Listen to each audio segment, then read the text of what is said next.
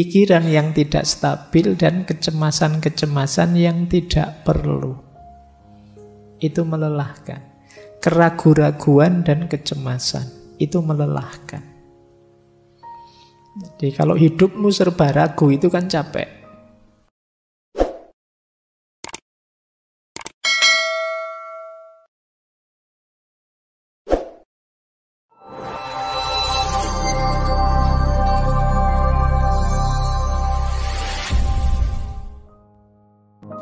Assalamualaikum warahmatullahi wabarakatuh.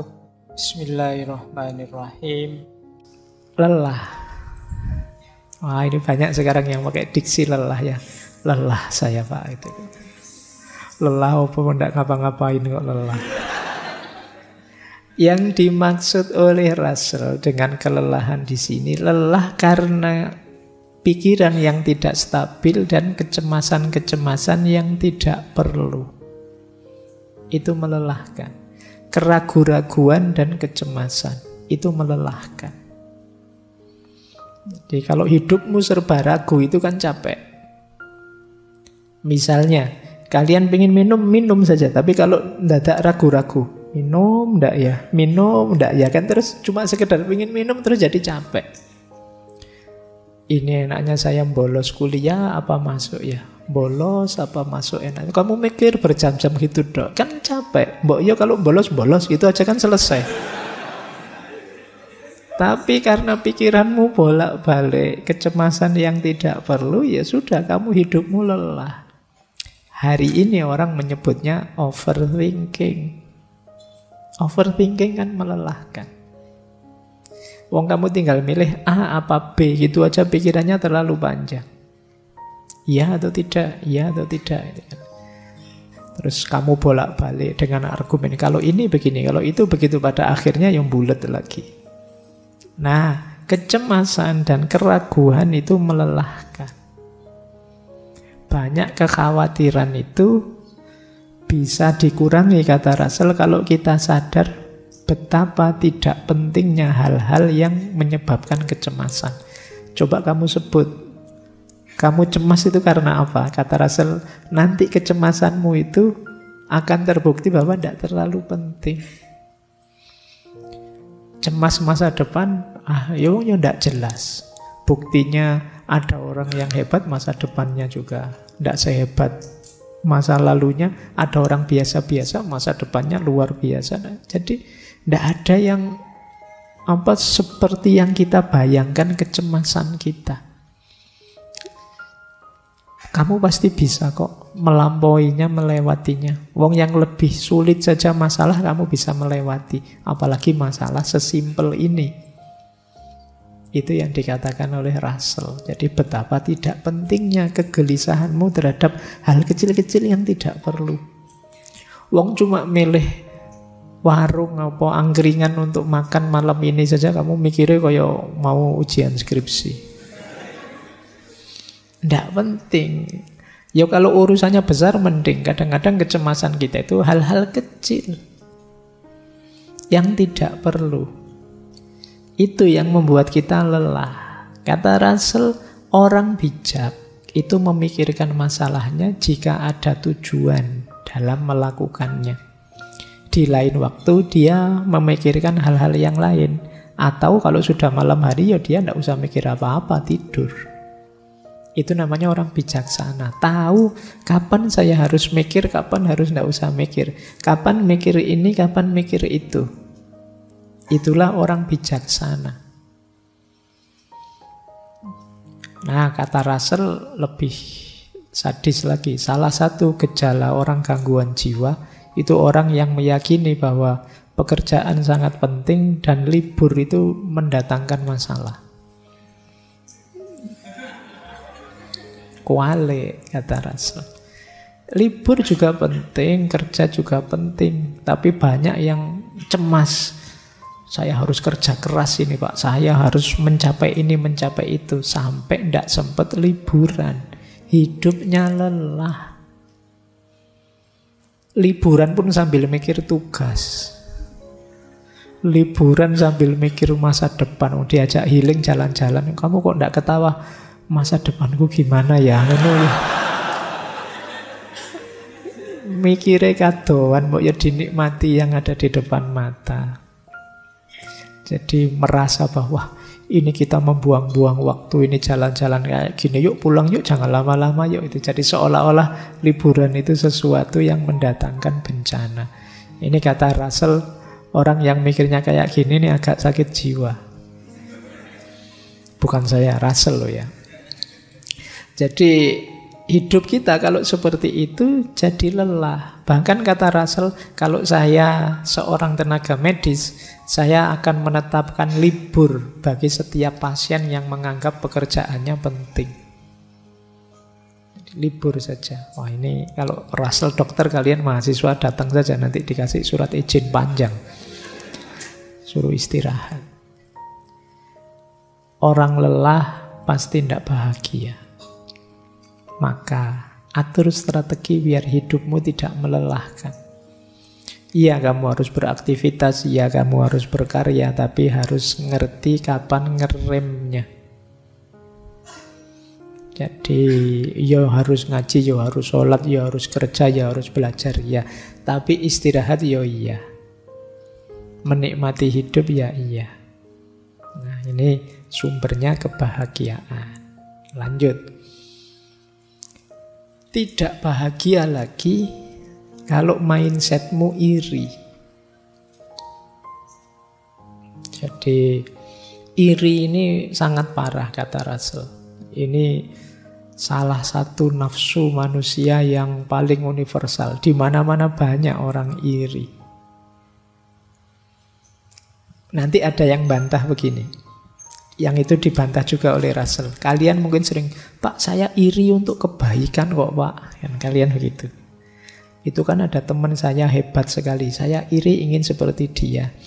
Kalau bagi Russell itu bukan iri, ya tertantang saja untuk jadi baik. Iri itu kamu ndak rela orang lain hebat. Kamu ndak rela orang lain sukses. Kamu ndak rela orang lain uangnya banyak.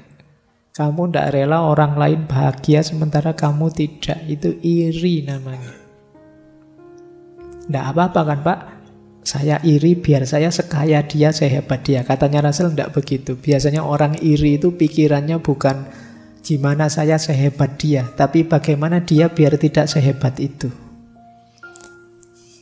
Jadi hasilnya kata Russell bukan yang sudah kita yang tidak beruntung jadi beruntung, tapi yang ada di pikiran kita gimana caranya dia yang beruntung itu jadi jatuh, jadi tidak beruntung. Itu logikanya orang iri. Biasanya naik satu level lagi terus jadi dengki. Kalau sudah dengki ini sudah agak parah. Karena orang dengki itu inginnya hancurnya orang yang dia dengki. Meskipun aku juga hancur tidak apa-apa. Aku rusak, tidak apa-apa asal dia juga rusak. Aku keluar uang banyak, tidak apa-apa asal dia hancur. Ini orang dengki. Dosaku besar, tidak apa-apa asal dia hancur. Itu orang dengki. Kalau kata Imam Ghazali, orang dengki itu perilaku syaitonia. Seperti setan. Setan itu kan begitu. Ketika dinas oleh Allah, kamu akan masuk neraka. Tidak apa-apa, saya dilaknat sampai besok, tidak apa-apa asal kasih saya waktu untuk menjatuhkan manusia. Untuk ngajak manusia juga sama celakanya kayak saya. Itu mental setan. Saya tahu bikin hoax itu dosa. Biarlah saya berdosa asal hoaxku viral. Itu sama. Itu perilakunya orang dengki. Ini tahun-tahun politik ini kan banyak hoax bertebaran. Berita-berita palsu bertebaran. Itu ya semoga isinya baik-baik. Tapi kalau hoax apa ya mungkin baik-baik. Isinya biasanya menjelek-jelekkan, menjatuhkan, dan lain sebagainya. Jadi kata Russell, iri hati parah. Salah satu penyakit paling parah dalam hidup manusia. Jika kita hanya membandingkan diri kita dengan orang yang telah mencapai atau memiliki lebih dari yang kita miliki, kemungkinan besar kita tidak akan bahagia. Jadi iri itu lanjutannya tadi. Hidup dengan kompetisi buahnya iri. Kok aku kalah ya? Kok bukan aku saja juaranya ya? Kok selalu sana juara terus? Kita kapan juaranya? Itu terus jadi iri. Ya seperti saya bilang tadi, ini tadi quote yang saya sebut tadi. Kata Russell, pengemis tidak iri pada jutawan. Meskipun tentu saja mereka akan iri pada pengemis lain yang lebih sukses. Jadi karena rasa iri itu ya untuk yang setara dengan kita. Mahasiswa iri pada mahasiswa yang lain. Dosen iri pada dosen yang lain. Orang iri bisa dipastikan dia tidak bahagia. Jadi tidak mungkin ada quotes biar iri asal bahagia, tidak ada. Orang iri itu pasti tidak bahagia. Karena apa? Pikirannya disibukkan oleh orang lain, tentang orang lain. Padahal orang yang dia iri mungkin enjoy saja menikmati hidupnya. Kita sendiri yang kelimpungan.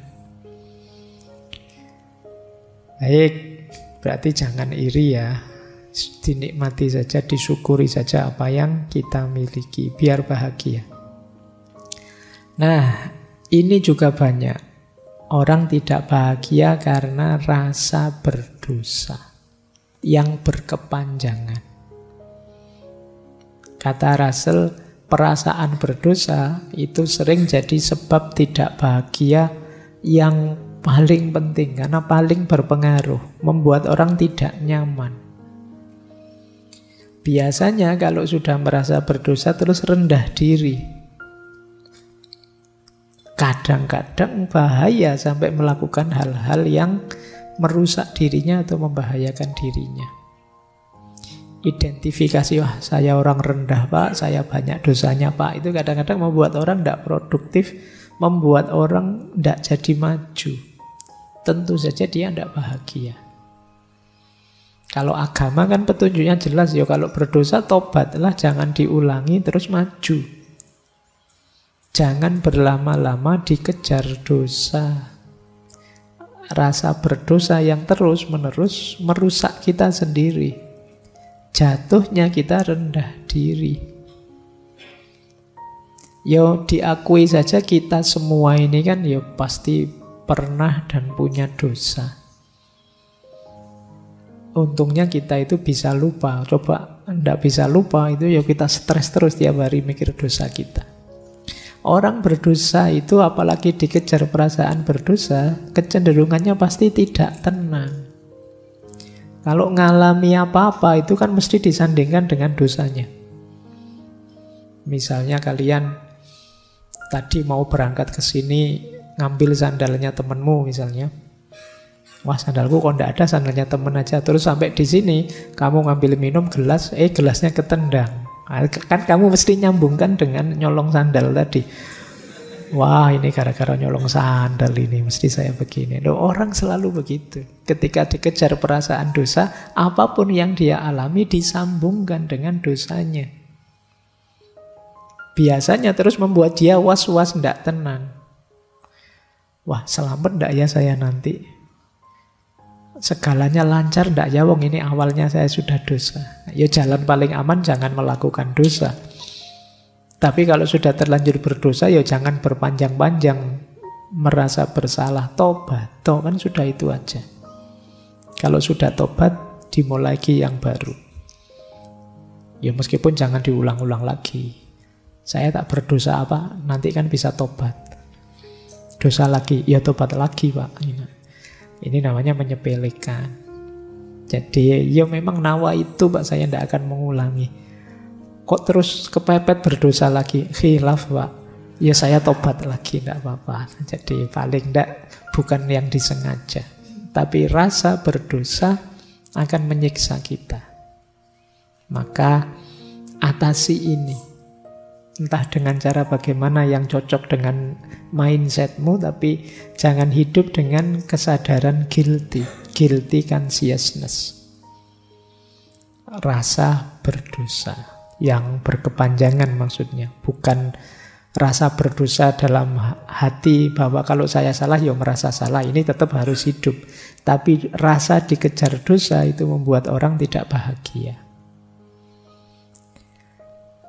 Baik, ini masih penyebab-penyebabnya. Nah ini menarik. Saya tidak menerjemah, mungkin kalau di buku ada terjemahnya. Persecution mania. Ini istilahnya ya, ini mungkin setara dengan mancing mania ini. Persecution mania itu nama lainnya persecution delusory. Merasa bahwa orang lain itu akan menyakiti dirinya. Jadi merasa bahwa orang itu cenderung mempersekusi dirinya. Mempersekusi dirinya. Kalau ada orang ngomong dia, mesti ngomong aku itu, mesti ngomong aku. Itu persecution mania.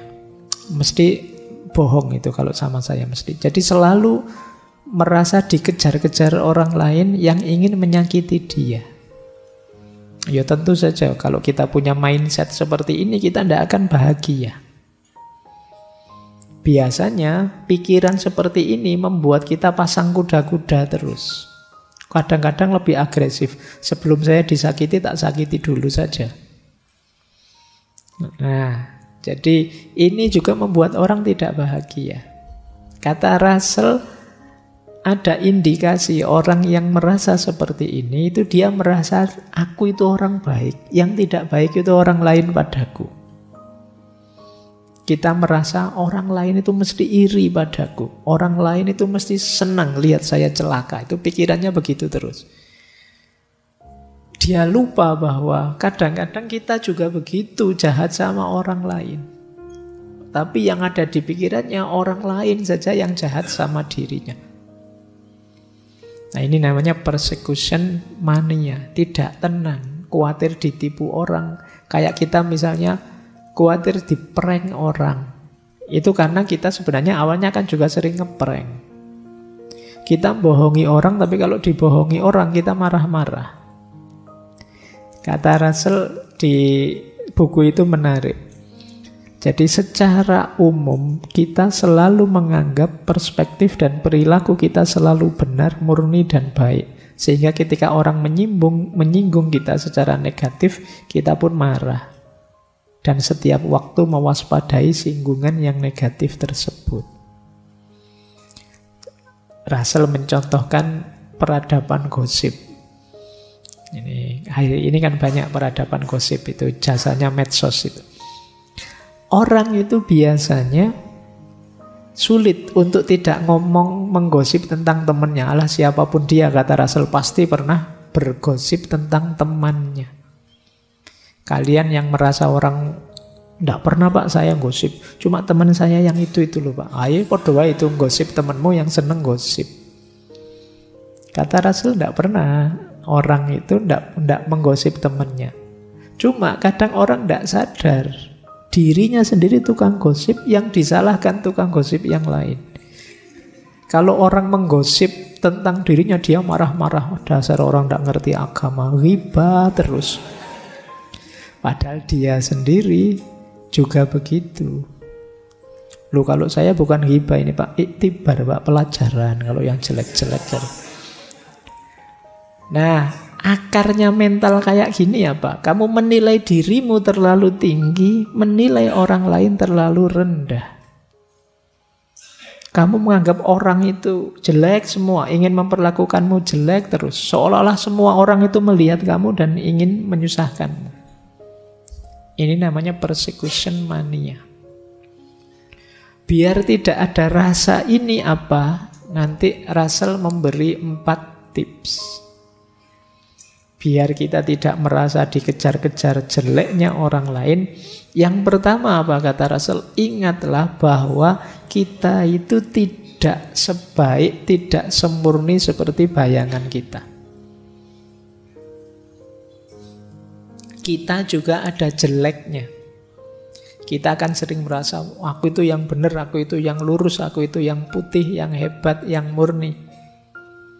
Enggak kok, kita juga ada jeleknya. Jangan merasa terlalu putih, terlalu baik. Enggak, kita juga banyak jeleknya. Ini membuat kita tidak memvaluasi diri kita terlalu tinggi. Yang kedua apa? Iya kita punya kelebihan, tapi ya jangan dilebih-lebihkan. Itu membuat kita terlalu tinggi menilai diri kita sendiri. Jadi dua yang pertama ini penting untuk kita tidak terlalu tinggi menilai diri. Yang ketiga, jangan dikira orang lain memperhatikan engkau sebagaimana engkau memperhatikan dirimu. Ya contoh sederhana ya, kadang-kadang kalau kita jalan misalnya di gang, terus di pinggir jalan ada orang duduk, itu kan rasanya orang itu nonton kita semua, menatap kita semua. Wah, kamu merasa kayak orang diperhatikan gitu. Padahal yang duduk di pinggir jalan cuek-cuek saja. Tapi rasa kita begitu. Kita itu cenderung merasa orang paling penting, paling diperhatikan. Siapapun dia merasa begitu. Seolah-olah dunia itu muternya di sekitar kita saja. Nah, dinasehati oleh Russell, ayo kita ingat-ingat bahwa kita tidak sepenting itu.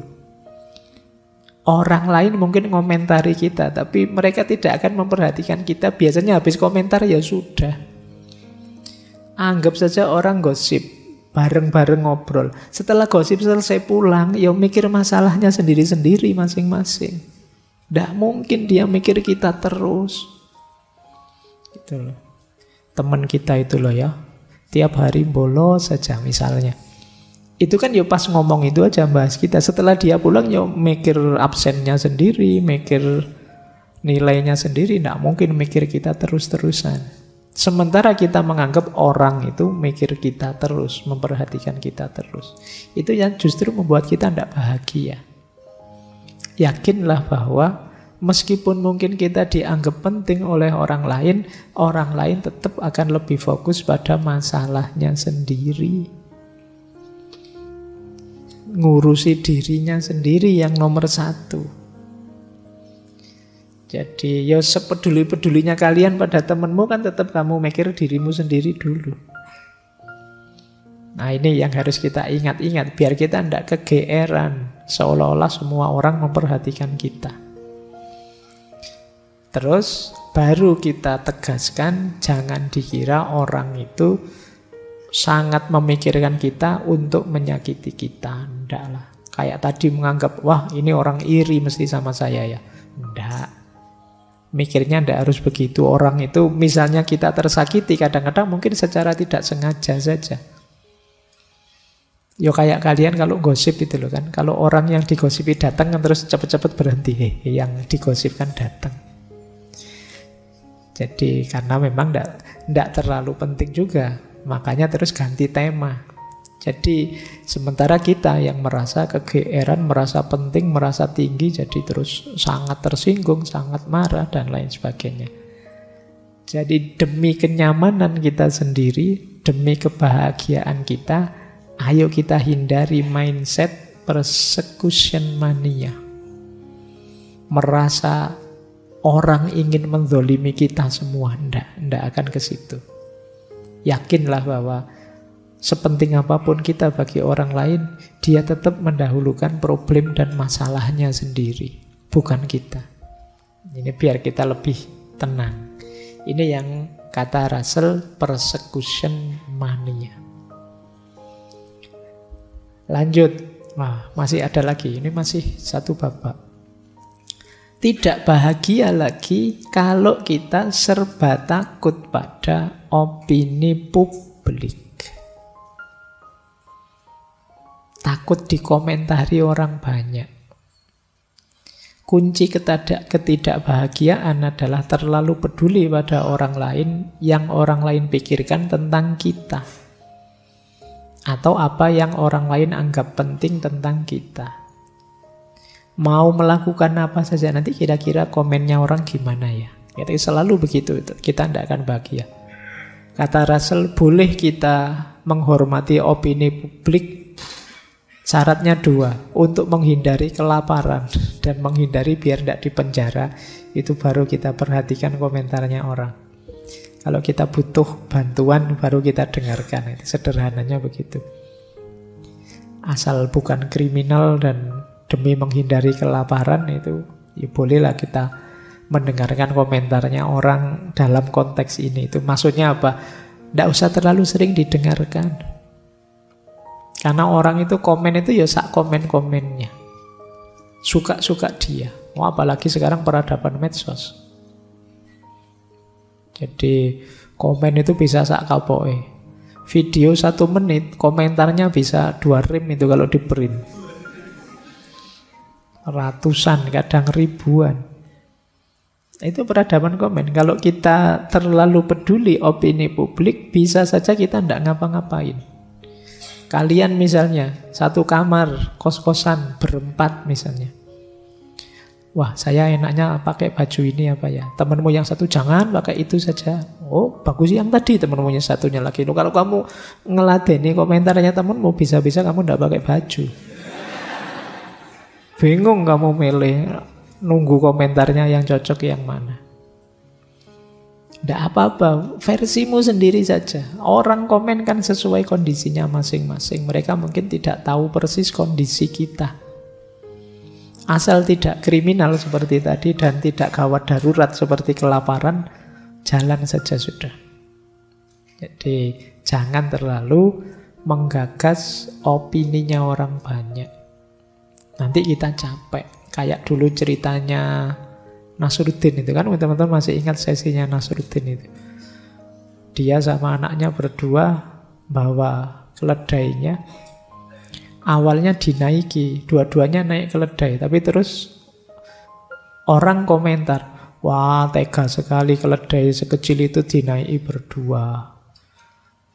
Terus, oh kalau gitu terlalu berat, kamu yang turun nak, anaknya turun dulu, yang nonton, Nasruddin di atas. Orang komen, orang tua ndak tahu diri, anaknya disuruh jalan dia naik, ndak sayang bos sama anaknya. Wah, akhirnya ganti anak, kamu yang naik nak, bapak yang jalan.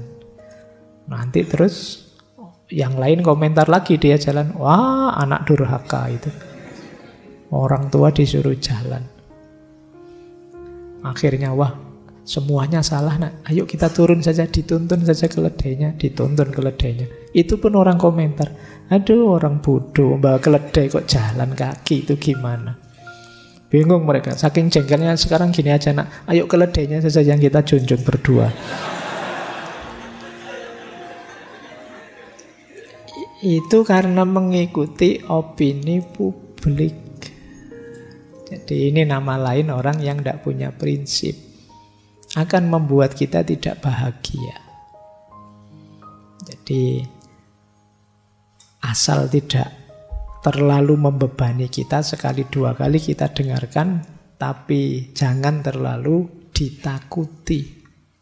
Karena akan menghambat kita menuju kebahagiaan.